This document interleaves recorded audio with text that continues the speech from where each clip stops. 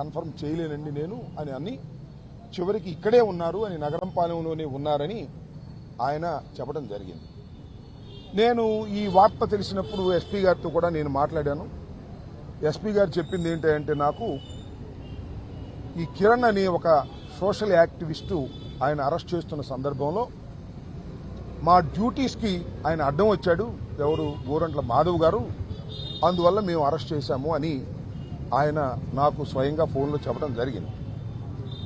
ఈ సందర్భంగా మేము చెప్పదలుచుకుంది ఏంటంటే, సరే మీరు కేసు పెట్టదలుచుకున్నారు, పెట్టిన తర్వాత మరి కోర్టులో ప్రొడ్యూస్ చేయాలి విత్ ఇన్ 24 అవర్స్లో. సరే రేపు సాయంత్రం దాకా వారికి టైం ఉందనుకోండి.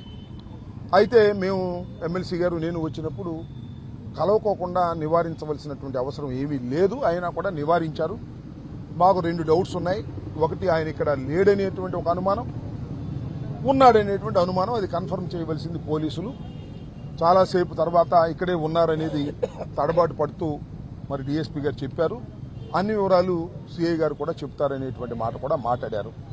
ప్రస్తుతం మేము పోలీస్ కస్టడీలో ఉన్నటువంటి గోరంట్ల మాధవ్ గారి గురించి ఆందోళన చెందుతున్నాము.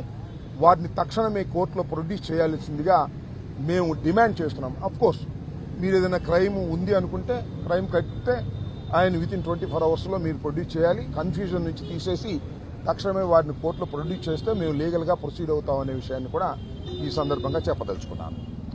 రెండో అంశం ఏంటంటే, దీనికి దోహదపడినటువంటి, అరెస్టుకు దోహదపడినటువంటి అంశం, ఆ చేబ్రోలు కిరణ్ అనే వ్యక్తిని వాళ్ళ పోలీసులు అరెస్ట్ చేశారు.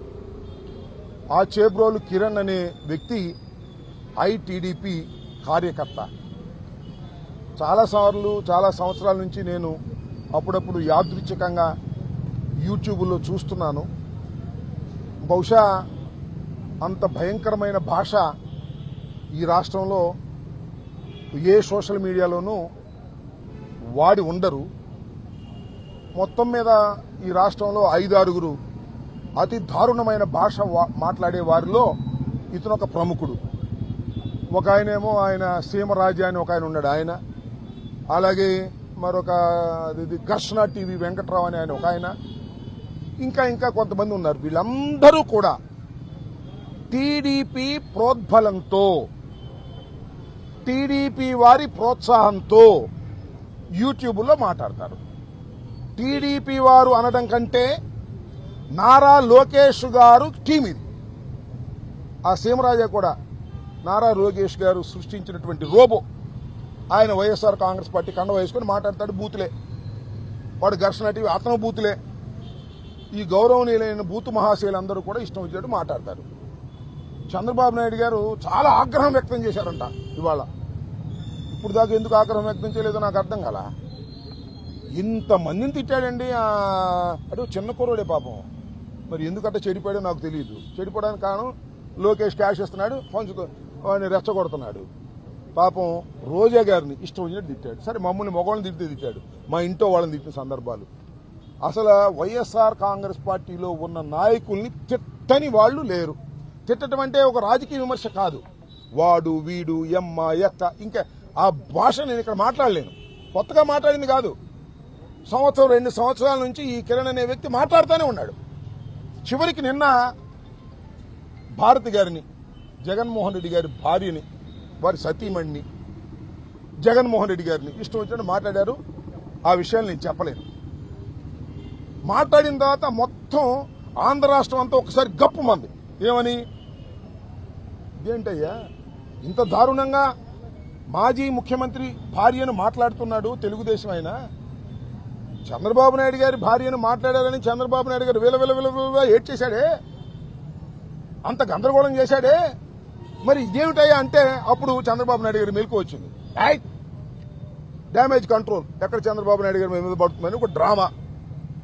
అరెస్ట్ చేశారు, తీసుకొచ్చారు, మీడియా ముందు ప్రొడ్యూస్ చేశారు. మళ్ళీ బెయిల్ ఇప్పిస్తారో లేదో మనకు తెలియదు. అంతా ఇదొక పెద్ద డ్రామా.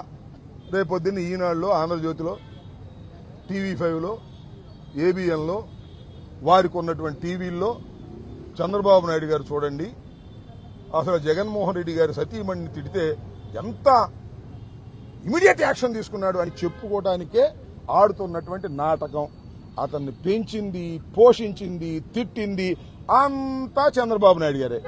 ఇవాళ మాత్రం కొంప మునిగే సమయానికి రాష్ట్రంలో ఒక రకమైనటువంటి వాతావరణ వ్యతిరేకత వస్తున్నప్పుడు గత్యంతరం లేని పరిస్థితుల్లో వాడిని పెంచి పోషించిన వాడిని బలి చేసి ఇవాళ మార్కులు కొట్టేయాలని ప్రయత్నిస్తున్నాడు చంద్రబాబు నాయుడు గారు. దీనిలో దిట్ట కదా, నేనే ప్రత్యేకంగా చెప్పలే. డ్యామేజ్ కంట్రోల్ చేయటం, ఒక లీక్లు ఇవ్వటం చాలా గొప్పగా ప్రవర్తించాడు.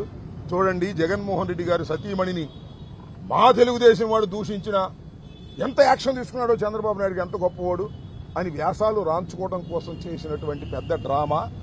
ఎందుకంటే ఇవాళగా తిట్టం మొదలెట్టింది అతను. చాలా సంవత్సరాల నుంచి తిడుతున్నాడు, ఇంతకన్నా భయంకరంగా తిడుతున్నాడు. ఇప్పుడు అప్పుడేం మాట్లాడలా. ఆ తోటకూర కాజేసుకొచ్చినప్పుడు పట్టుకుంటే సరిపోయేది. ఇవాళ ఇంత భయంకరంగా తిట్టేటువంటి కార్యక్రమం చేస్తున్నారు. ఈ రెండు విషయాలను మీకు చెప్పాలి ఈ సందర్భంలో. మరి నేను మళ్ళా డిమాండ్ చేస్తున్నాను, అసలు మా గోరంట్ల మాధవ్ ఎక్స్ ఎంపీ ఎక్కడున్నాడో తక్షణమే తెలియపరచాలి. తక్షణమే వారి మీద ఏమి కేసు రిజిస్టర్ చేశారో కూడా తెలియపరచాలి. తక్షణమే కోర్టులో ప్రొడ్యూస్ చేయాలి. ఏదైనా నేరం చేశాడని మీరు భావిస్తే దాన్ని మేము కోర్టులో తేల్చుకుంటాం, మా లీగల్ టీం తేల్చుకుంటుంది. తక్షణమే దీనికి జిల్లా పోలీస్ యంత్రాంగం, నగరంపాలెంలో పెట్టామన్నా నగరంపాలెం పోలీస్ యంత్రాంగం పూర్తి బందోబస్తు పెట్టారు. మమ్మల్ని వెళ్ళనికోకుండా చాలాసేపు రిక్వెస్ట్ మీద మొత్తానికి పంపించారులే, వెళ్ళాం. విషయం మాత్రం సమాచారం కరెక్ట్గా లేదు. సమాచారం ఇవ్వాల్సినటువంటి బాధ్యత పోలీసు వారి మీద ఉంది. ఆయన మా పార్టీ ఎక్స్ ఎంపీ. ఆ సమాచారం సక్రమంగా ఇవ్వకపోతే మేము మీ సంగతి కూడా కోర్టులో తేల్చుకుంటాం పోలీసు వారు అనే విషయాన్ని కూడా ఈ సందర్భంగా చెప్పదలుచుకున్నాం. మాజీ మంత్రి కార్బన్ నాగేశ్వరరావు గారి మీద కూడా కేసు కట్టారు సార్ నగరంపాలెం పోలీసులు. దేనికో టీడీపీ వాళ్ళ మీద గుంటూరులో ఇచ్చేస్తానా అని చెప్పి టీడీపీ నాయకులు వచ్చి. సరే, ఇక ఇలాంటి కేసులు ఎవరైనా ఏదైనా చిన్న మాట మాట్లాడితే పొలిటికల్ విమర్శ చేసినా కేసులు కడుతున్నారు, లోపల పెట్టే ప్రయత్నం చేస్తున్నారు. మేము సిద్ధంగా ఉన్నాం. ఏం చేస్తాం మేము ఇంకా అంతకన్నా? అవును, మొత్తం చెప్పింది ఇవన్నీ మేము సిద్ధంగా ఉన్నాం. వ్యక్తిగత ఏం చెప్పండి, మధ్య మీరు అర్థం వచ్చి అయిపోయింది. సోషల్ మీడియా కార్యకర్తలు ఎవరైతే ఉన్నారో వాళ్ళ కుటుంబాలకు చెప్తున్నారు కదా, మీ కార్యకర్తలు కూడా మీరు ఏం చెప్పదలుచుకున్నారు? నేను ఏ కార్యకర్తకైనా రాజకీయ విమర్శలు అనేవి చాలా సహజమైనవి. మేము రాజకీయ విమర్శలు చేస్తాం. బిలో ద బెల్ట్ అంటారు. ఎమ్మ ఎక్క వాడు వీడు, వాడిని వీడు వీడిని వాడు, ఇవి ఎవరు చేసినా తప్పే. దాన్ని మేమేమి సంబంధం మా వాళ్ళే చేయాలి, వాళ్ళు చేయకూడదు. ఇవాళ ఏంటండి నాకు అర్థం కాల. ఆడెవడో సీమరాజు అంట, ఆయన మహానుభావుడు ఎట మాట్లాడతాడు చూశారుగా. ఇతను పాపం చిన్న కుర్రోడు ఎందుకు చెడిపోయాడు నాకు అర్థం కాల. ఎంత పచ్చి బూతులు మాట్లాడతాడు. ఎవరిని పడితే వాళ్ళని, ఎంత వాళ్ళని పడితే అంత వాళ్ళని. ఇవాళ గుర్తొచ్చిన చంద్రబాబు నాయుడు కానీ అడుగుతా ఉన్నా, మొట్టమొదటి రోజునే తోటకూర దొంగతనం చేసిన రోజునే నువ్వెందుకు అరెస్ట్ చేయలేదు?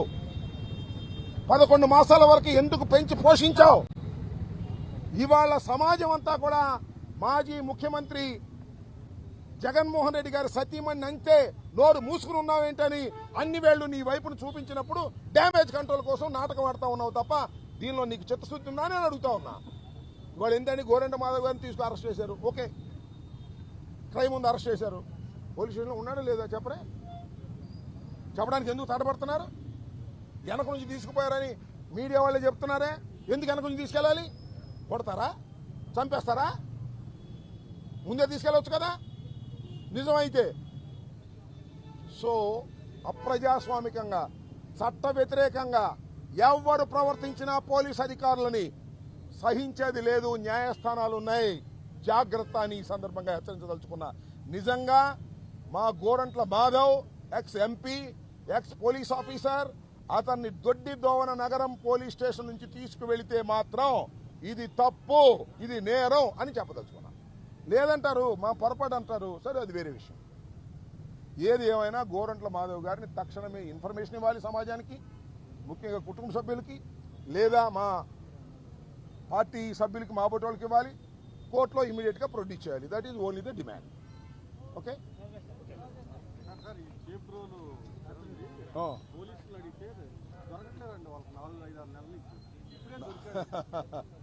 సరే. ఇప్పుడు నేను మరి చెప్తున్నా మరొకసారి, ఐఎమ్ రీటరేటింగ్, చేబ్రోలు కిరణ్ అనే వ్యక్తి చంద్రబాబు నాటిన ఇత్తనం, నీళ్లు పోసింది లోకేషు, పెంచింది ఐటీడీపీ. ఇవాళ గొంతు మీదకి వచ్చేటప్పటికి సమాజంలో చెడ్డ పేరు వస్తుందనేటువంటి ఉద్దేశంతో వాళ్ళ పెంచిన మొక్కని బలి చేసే కార్యక్రమం చేస్తున్నారు. బలి చేసి శభాష్ చంద్రబాబు అనిపించుకోవడం కోసం తాపత్రయపడతారు. This is the drama. చూడండి మీరు కావాలిస్తే.